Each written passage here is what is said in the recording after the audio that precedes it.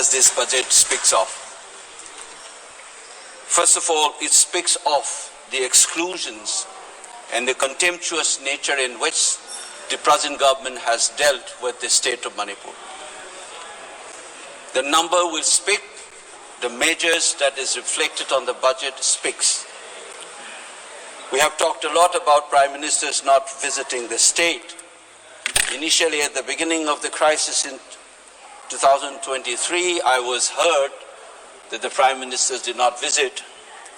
Today, I'm almost indifferent. Whether he visits the states or not does not matter anymore. But the rest of the country should know that there is no visa issue for the Prime Minister to visit the country. He may go to Ukraine and talk about peace, and his own citizens have been slaughtered and more than 60,000 people have been rendered homeless. This kind of a behavior can never be justified by anybody who swear by nationalism. It can only be done by those who swear by pseudo-nationalisms and who has a peculiar idea of nation that thrives on excluding people. Now let me talk about this budget in two ways. What does these numbers speak of? The first one is this, a clear sense of the state of economy of this state called Manipur. Look at the fiscal liabilities. It's 37.07% of the GSDP. What does it speak of? It speaks of a terrible state of an economy, the debt burden that the state witnesses.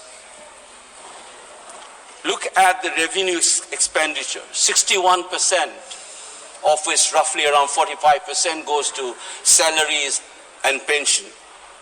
Look at the capital expenditure, 39%. What kind of a development project or development of the state that you can sense from these numbers?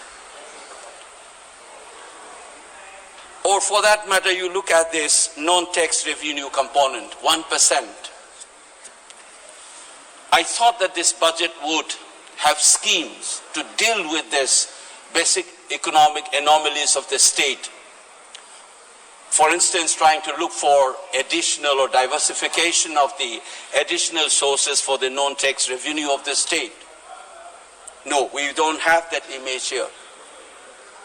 I thought that there would be measures to deal with this debt burden. There's nothing of that kind.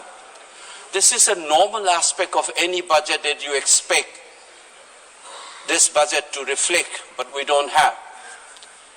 But over and above this, you have this crisis for 21 months. Does that budget reflect anything on that? No, nothing of that kind. 60,000 people, how do you expect that kind of economy of a state to deal with this crisis without the help of the center? We are not asking for UN interventions. We are not asking for international financial institutions to help Manipur. We are asking for additional source of money from the federal government as a constituent state of India. You don't get anything. How do we deal with this 60,000 people who are rendered homeless, villages wiped out, women and children suffering, children not able to go to school? Had this crisis been there in Bihar or UP, you would have felt the nation in you for you to reflect on your budget. The kind of exclusions that I have been trying to brought up in this house, that sense of invisibility is what this government has been doing. Nothing of this kind has been mentioned in your presidential speech. You've been trying to make us invisible, our tragedy as insignificant.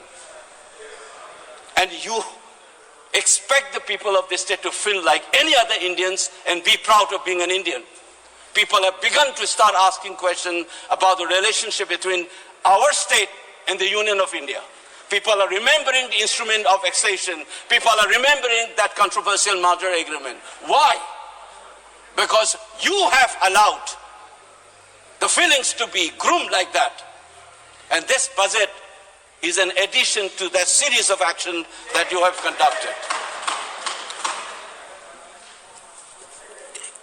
I'll give one more example, which I felt as I sat in this house and listened.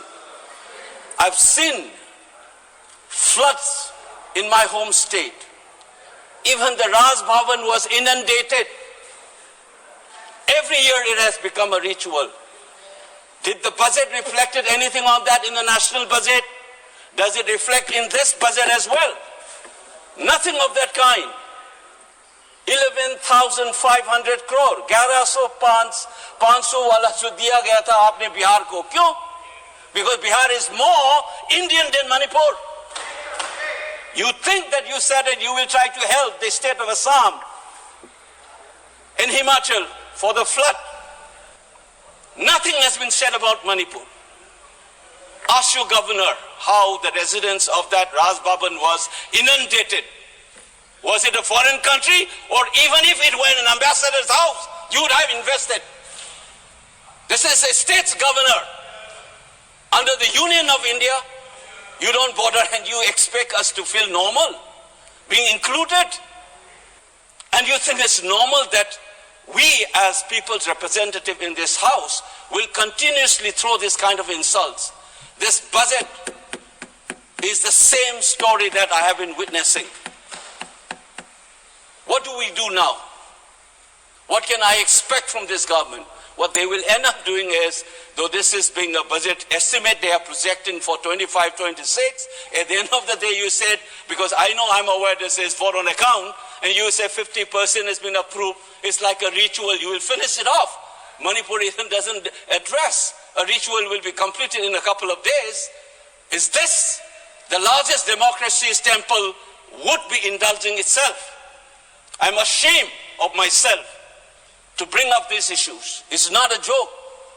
When thousands of people suffer, I expect this government to have some sensitivity and pump in a little more money and talk openly. If we have made mistake, let's accept. This is not about BJP or Congress. Let's move forward. Let's try to have this feeling that we are one, that we care for you. And this budget must reflect that. Not a simple ritual to continue this insult and then blame the people for anti-India feeling being emerging in that space. Remember that anti-India feeling emerged in Manipur unlike anywhere in this country because of the follies of this state government. The government of this country has continuously done. None other than the Home Secretary, a retired Home Secretary of the Union government has said Manipuris have been insulted, and the only way to move forward is insult continues even today.